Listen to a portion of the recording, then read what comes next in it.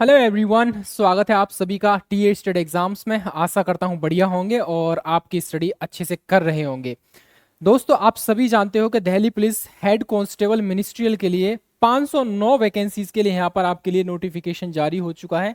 आपका रजिस्ट्रेशन भी स्टार्ट हो चुके हैं 29 सितंबर से। ठीक है, 29 सितंबर से लेकर आपका 20 अक्टूबर तक आपके रजिस्ट्रेशन होंगे और आप जो है रजिस्ट्रेशन करा लीजिए। और इससे पहले एक सेशन हम लोग लेकर आए थे जिसमें देखा गया था कि कौन कौन ऐसे कैंडिडेट हैं जो इस भर्ती के लिए एलिजिबल हैं। यहाँ पर बेसिकली मैं एक बार फिर से बता देता हूँ, प्रत्येक वह कैंडिडेट जिसने 12th क्लास पास किया है, टाइपिंग जानता है 30 वर्ड पर मिनट इंग्लिश की, और आपका 25 वर्ड पर मिनट हिंदी की टाइपिंग जानता है। तो ठीक है, साथ में आपके साथ बाकी सारे सब्जेक्ट्स के बारे में आज हम डिस्कस करेंगे। क्या सिलेबस रहता है, डिटेल सिलेबस क्या रहेगा, टॉपिक वाइज सारी चीजें हम लोग डिस्कस करेंगे। ठीक है, चैनल पर पहली बार आए तो चैनल को सब्सक्राइब जरूर कर लेना भाई मेरे। ठीक है, बात करेंगे हम लोग यहाँ पर दिल्ली पुलिस में। आप देखोगे हेड कांस्टेबल जो आपका मिनिस्ट्रियल स्टाफ है, जिसको बाबू कह सकते हैं हम लोग, क्लर्क कह सकते हैं, उसकी वैकेंसी रहेगी। और दिल्ली पुलिस में यकीन मानिए ये सबसे बेहतरीन जॉब मानी जाती है। अगर आप कांस्टेबल, हेड कांस्टेबल रैंक की अगर कोई भी जॉब देखेंगे तो उसमें ये सबसे ज्यादा बेहतरीन पोस्ट मानी जाती है आपकी। यहाँ पर HCM के बारे में हम लोग बात कर रहे हैं। ठीक है, चलिए स्टार्ट करते हैं। और स्टार्ट करने से पहले आपको पैटर्न पता होगा, और पैटर्न पता होने से पहले आपका डेट याद रखना। ये आपकी डेट रहेगी भाई 29 तारीख से लेकर 20 अक्टूबर तक आपका रजिस्ट्रेशन होगा।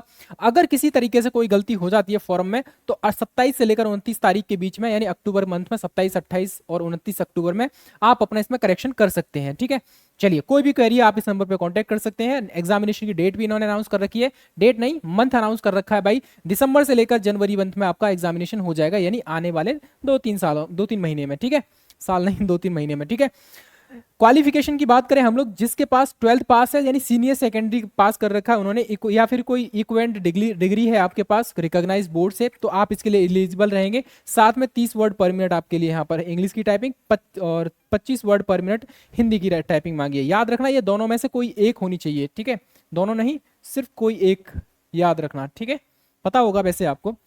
चलिए बात करेंगे हम लोग यहाँ पर, ये आपका सिलेक्शन का प्रोसेस रहता है। इसमें पहले आपका सीबीटी एग्जामिनेशन होगा, फिर आपका पीईटी हो जाएगा आपका, यानी फिजिकल एंड्योरेंस टेस्ट हो जाएगा यहाँ पर, फिर आपका स्किल टेस्ट यानी टाइपिंग टेस्ट हो जाएगा, देन आपका सीएफटी होगा यानी कि computer formatting test, and then आपका डीएमई हो जाएगा यहाँ पर, यानी डिटेल मेडिकल एग्जामिनेशन। यानी कुल मिलाकर ये आपकी जो भर्ती प्रक्रिया है 1, 2, 3, 4 एंड 5, 5 स्टेज से आपकी ये प्रक्रिया गुजरने वाली है, तो आपको पता होगा। ठीक है, सबसे पहला फॉर्मेट रहेगा आपका सीबीटी एग्जामिनेशन का, और ये सीबीटी एग्जामिनेशन में आपको देखना यहाँ पर कंप्यूटर बेस्ड टेस्ट होगा, यानी रिटन एग्जाम होगा, और आपका यहाँ पर एमसीक्यूज की फॉर्मेट में ये आपका पूरा पेपर होगा, जिसके अंतर्गत कौन कौन से सिलेबस सब्जेक्ट आएगा, उस सब्जेक्ट के अंदर कौन कौन से टॉपिक आएंगे वो अभी हम लोग इस क्लास में ही डिस्कस करेंगे। तो सबसे पहले आपका यहाँ जान लेना पड़ेगा आपको कि भैया ये जो सीबीटी एग्जाम है इसमें इसका पैटर्न क्या रहता है। देखो भाई, पैटर्न ऐसा रहेगा, सिंपल सी बात ये रहेगी, आपका कंप्यूटर बेस्ड एग्जामिनेशन होगा, 20 सॉरी दो कह सकते हैं, ये 100 मार्क्स का रहेगा।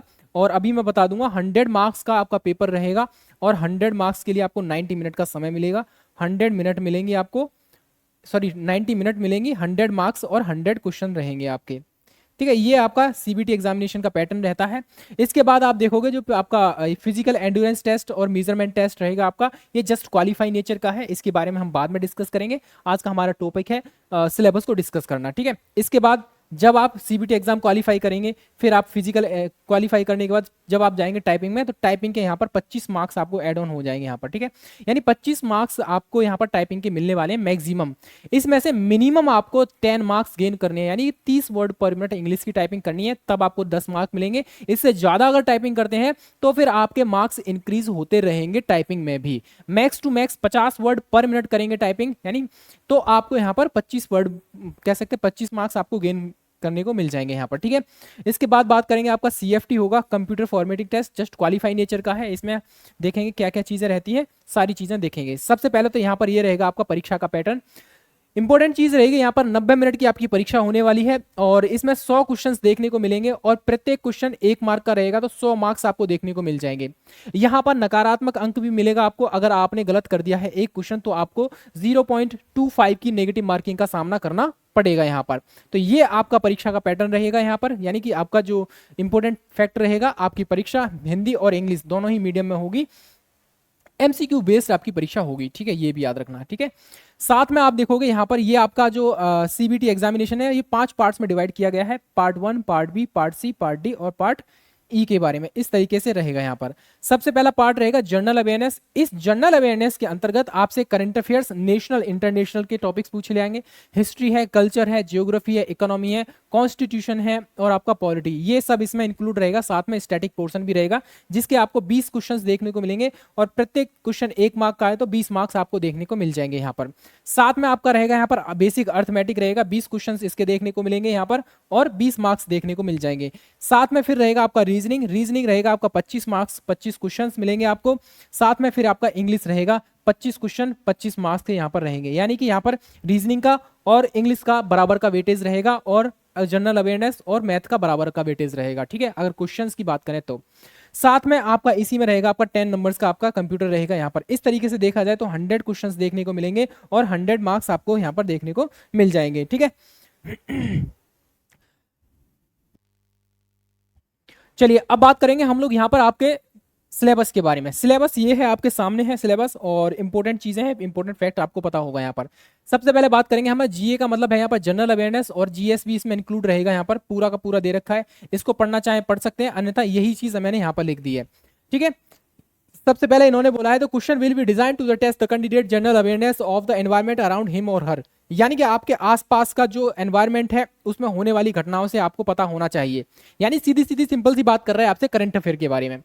करंट अफेयर में कौन कौन से टॉपिक है जिससे पहले भी प्रश्न बने हैं और दोबारा बनने के चांसेस रहेंगे, यानी कि आपको मेन टॉपिक ये रहेगा आपका जो आपका करंट अफेयर यानी सीए वाला जो पोर्शन है, इसमें राष्ट्रीय और अंतरराष्ट्रीय जो घटनाएं होती हैं उनके बारे में आपको पता होना चाहिए। साथ में ये रहेगा, आप जैसे इंटरनेशनल समिट हो गया कोई, या भारत में कोई समिट हो रहा है उसके बारे में आपको पता होना चाहिए।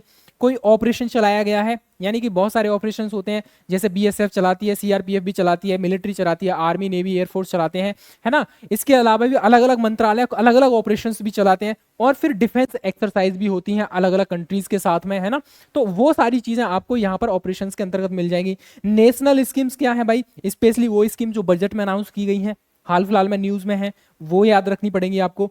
मिलिट्री एक्सरसाइजेज यहाँ पर रहेगा आपका। अवार्ड से रिलेटेड हो जाएगा। अब ये जो अवार्ड है नेशनल और इंटरनेशनल अवार्ड शामिल हो जाएंगे, जैसे भारत रत्न कब को किसको कब कहाँ कैसे किस लिए दिया गया था, है ना। अर्जुन पुरस्कार है और ये बहुत सारे लता दीनानाथ पुरस्कार है और ये बहुत सारे पुरस्कार हैं भारत में, यानी नेशनल लेवल के अवार्ड्स याद रखने पड़ेंगे। साथ में फिर आपको इंटरनेशनल लेवल के अवार्ड्स भी याद रखने पड़ेंगे, लाइक नोबेल पुरस्कार हो गया, ग्रैमी अवार्ड हो गया, इस टाइप के ऑस्कर अवार्ड हो गया, ठीक है, नेशनल फिल्म फेस्टिवल अवार्ड्स हो गया, ये हाल फिलहाल में न्यूज में है। तो यहां से सवाल इस तरीके से बनेंगे। साथ में अपॉइंटमेंट, भाई किस बॉडी का यानी किस इंस्टीट्यूशंस का कौन अपॉइंटमेंट किया गया है, लेटेस्ट कौन है, कौन से नंबर का है ना, ये सारी चीजें याद रखनी पड़ेंगी। इंपॉर्टेंट आपको पर्सनैलिटीज याद रखनी पड़ेंगी, हाल फिलहाल में कोई पर्सनैलिटीज क्यों न्यूज में रही वो भी याद रखना पड़ेगा। स्पोर्ट्स से रिलेटेड रहेगा, जैसे अभी हाल फिलहाल में एशिया कप हुआ उससे रिलेटेड पूछा जा सकता है। फुटबॉल है, बैडमिंटन है, हॉकी है, कबड्डी है, ये सारी चीजें हैं याद रखना, हाल फिलहाल में न्यूज में रहे वो। इंपॉर्टेंट डेज और उनकी थीम, इंपॉर्टेंट डेज हाल फिलहाल में कौन कौन सी न्यूज में रही है, उसकी थीम क्या है, ये सब याद रखना पड़ेगा। तो लेटेस्ट डेवलपमेंट क्या क्या हो रही है, जैसे साइंटिफिक डेवलपमेंट भी होता है भाई, यहाँ पर सीधा दे रखा है भाई, साइंटिफिक रिसर्च से रिलेटेड डीआरडीओ है, इसरो है, एचएएल है ना, नासा है और स्पेस एक्स है, ये सुपारको वगैरह, ये सब क्या क्या लेटेस्ट डेवलपमेंट कर रहे हैं इनके बारे में भी आपको पता होना चाहिए। तो ये रहेगा आपका करंट अफेयर्स का सेक्शन, ठीक है। ये है आपका करंट अफेयर का सेक्शन, 8 से 10 क्वेश्चन आपको देखने को आराम से मिल जाएंगे यहाँ पर। इसके अलावा जो आपका स्टैटिक पोर्शन रहता है, जो आपका हिस्ट्री रहेगा, पॉलिटी एंड कॉन्स्टिट्यूशन है, जियोग्राफी है, इकोनॉमी है एंड रिसर्च एंड डेवलपमेंट, साथ में जो स्टैटिक पोर्शन है, स्टैटिक पोर्शन के अंतर्गत जो आपका नृत्य हो गया, है ना, साहित्य भाषा होगी, साहित्य नृत्य हो गया, लोकगीत वगैरह हो गए, यहाँ पर डांस वगैरह होते हैं ना, तो वो सब हो गया यहाँ पर। तो ये सारी चीजें आपका पूरा का पूरा पोर्शन आपका जीए का पार्ट रहेगा। समझ में आ गया होगा जीए में आपसे क्या क्या पूछा जाएगा। और बात करेंगे हम लोग यहाँ पर मैथमेटिक्स के बारे में। देखो भाई, मैथ्स हो और रीजनिंग हो, इन्होंने कुछ भी नहीं छोड़ा है, सब कुछ इन्होंने इसमें इंक्लूड किया है भाई। मैथ्स के अंतर्गत आपका अर्थमेटिक बोला है इन्होंने, लेकिन एडवांस भी कभी कभी पूछ लेते हैं ये लोग, ठीक है। यहाँ पर बेसिकली देखेंगे तो हम लोग क्या करेंगे, यहाँ पर जो आपका होल नंबर होता है उसके बारे में पूछा जाता है, लिख लेना इसको, ठीक है। ये जो आपका सिलेबस है, अगर आप तैयारी वास्तव में ही तैयारी कर रहे हैं और आपका 3 महीने बाद आपका एग्जाम है अक्टूबर, नवंबर और दिसंबर के लास्ट में हो जाएगा, जनवरी में हो जाएगा, यानी 3 महीने मानिए आपके पास है, अभी 80 से लेकर 90 दिन हैं आपके पास और आराम से अपनी तैयारी कर सकते हैं। एक एक करके सारे टॉपिक्स को कवर कीजिए, लिख लीजिए अपने हाथों से, अपनी कह सकते हैं नोटबुक में, या कह सकते हैं जहां आप पढ़ रहे हैं वहां स्टडी टेबल पे चिपका लीजिए।